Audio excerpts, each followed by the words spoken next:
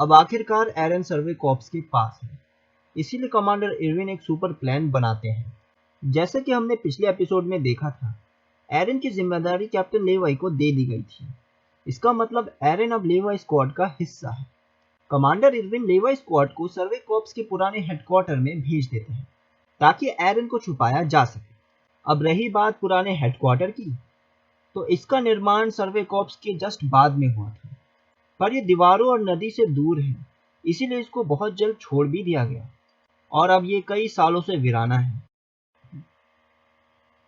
और लेवाई स्क्वाड की बात करें तो ये कोई आम स्क्वाड नहीं है।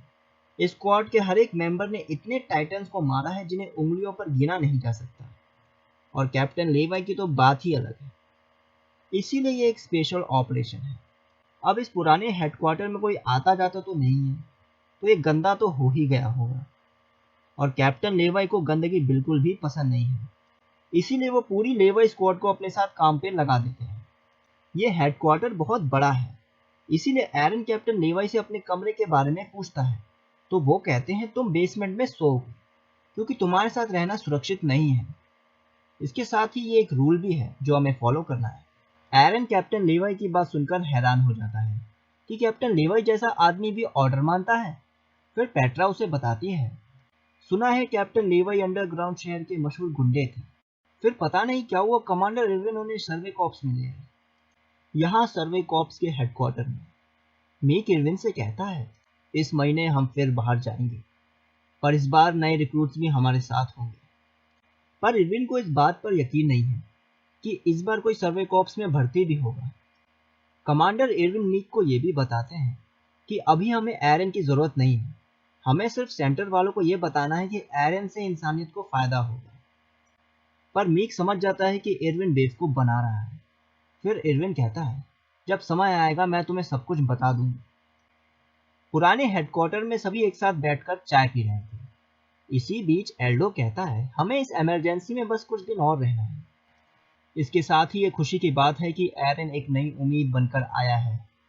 पर एरन, तुम टाइटन कैसे बनते हो? फिर एरन बताता है कि मुझे सिर्फ इतना पता है कि टाइटन बनने के लिए खुद को जख्मी करना पड़ता है। पेट्रा कैप्टन लेवाई से प्लान के बारे में पूछती है। फिर कैप्टन लेवाई कहते हैं, लैंड बनाना मेरा काम तो नहीं है, पर जितना मैं एरविन को जानता हूँ, कह सकता हूँ कि उसके दिमाग में बहुत कुछ चल रहा है। अभी के लिए बस इतना कह सकता हूँ कि कई लोग हैं जो एरन को मारना चाहते हैं। तभी वहां पर हांजी आ जाती है और एरन को बताती है कि कल तुम्हें हमारे एक्सपेरिमेंट में शामिल होना है। जब एरन एक्सपेरिमेंट के बारे में पूछता है, ये सुनकर सभी उठकर चले जाते हैं। हांजी फिर अपना इंटरेस्टिंग एक्सपेरिमेंट बताना शुरू कर देती है। सबसे पहले ये जान लो कि इन दो टाइटन्स के नाम क्या है। 7 मीटर लंबे टाइटन्स का नाम मैंने बीन दिया है और 4 मीटर लंबे टाइटन का नाम दिया है सॉन। जब मैंने उनसे दोस्ती करने की कोशिश की तब उनने कोई रिएक्शन नहीं दिया। फिर हमने उन्हें सनलाइट से दूर कर दिया, ये पता करने के लिए कि आखिर टाइटन्स रात को क्यों नहीं दिखते हैं। सोनी तो 1 घंटे में ही सो गया, पर बीन 3 घंटे तक होश में रहा। टाइटन्स खाते पीते नहीं हैं, उनके पास वोकल ऑर्गन्स हैं, पर फिर भी वो सांस नहीं लेते हैं। एनर्जी के लिए उन्हें सनलाइट की जरूरत पड़ती है। पर दुख की बात है कि हम उन्हें ज्यादा दिनों तक सूरज से दूर नहीं रख सकते, क्योंकि वो मर भी सकते हैं। पिछली बार वाले टाइटन्स तो टेस्ट के चक्कर में ही मारे गए थे। हमने उनके गर्दन के पीछे के हिस्से को काट दिया था। चिका चिरानी और एल्बर्ट, बड़ी प्यारी हंसी थी उनकी। अच्छा, तो फिर हमने दर्द का टेस्ट शुरू किया। हमने उनको बड़े प्यारे प्यारे घाव दिए, पर वो भी फेल रहा।